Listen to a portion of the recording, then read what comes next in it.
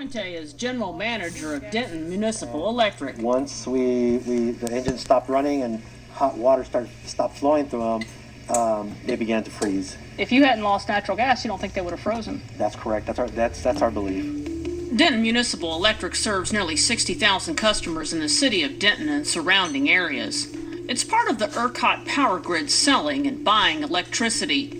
When the plant couldn't operate, the city and you, the customers in Denton, ultimately faced a costly situation. At a time when Denton's plant couldn't produce electricity, the city utility was buying electricity from ERCOT for its customers at $9,000 a megawatt.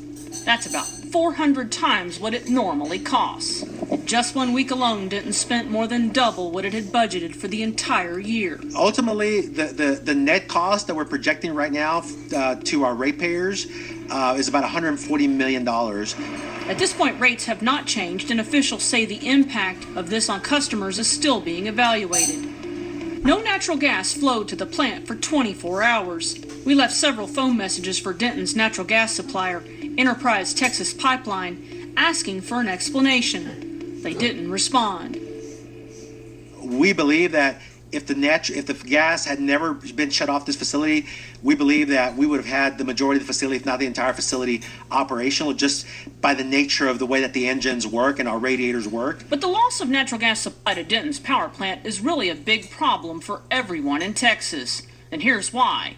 It's one of 13 power plants known as black start plants. If the ERCOT grid goes down, like it came close to doing, black start plants are the front lines of restarting the grid. Essentially, these 13 plants can make sure millions get their power back on during a grid failure.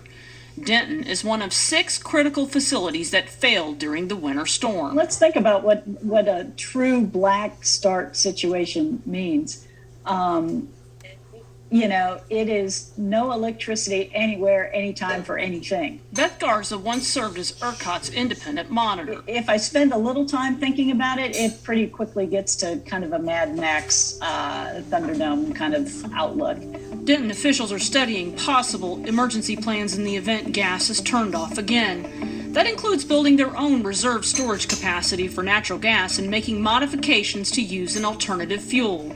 But those fixes carry a hefty price tag, likely something Denton's customers could eventually feel. And that's not the end of the possible costs for Denton. The bond rating agencies recently downgraded our rating, so our cost to borrow is going to be that more expensive. And there's more. When participants in the ERCOT market cannot pay for their electricity purchases, other participants, like Denton Municipal, have to foot the bill. It's called Uplift. The total uplift tab for the February winter storm stands at $2.9 billion. Denton's share is expected to be at least $20 million. That's in addition to the $140 million in losses Denton's already incurred. We don't believe that as a municipality that we should be paying other people's debt. Denton Municipal Electric filed a lawsuit against ERCOT over the uplift charges. Well, I think there's certainly a fairness question. Certainly there's a legal question as to whether or not we can constitutionally pay for somebody else's debt. Other municipally owned electric utilities are balking too. I don't want the citizens of Bryan to have to pay for bills that other citizens don't pay. CPS Energy, the electric utility owned by the city of San Antonio, sued ERCOT back in March.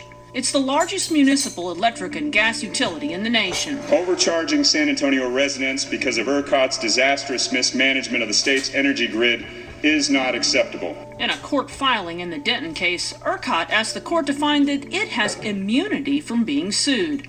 ERCOT says the city benefited from the market when times were good, and now when times are rough, the city doesn't want to comply with its obligations and instead seeks to have the court bail it out. The challenge we're having is the mechanism that is currently designed is, in my opinion, completely insufficient to deal with a large volume of dollars that are being asked to be dealt with at this point. Now, Denton and the other cities say ERCOT failed in its obligations to them, and they have obligations to the people who pay the bills. In this case, you, the customers. We don't know who else is going to default, who else has short paid ERCOT, and so we believe that number has a potential to increase well above $20 million. In Denton, I'm Tanya Iser. Coming up, they saw a need for change.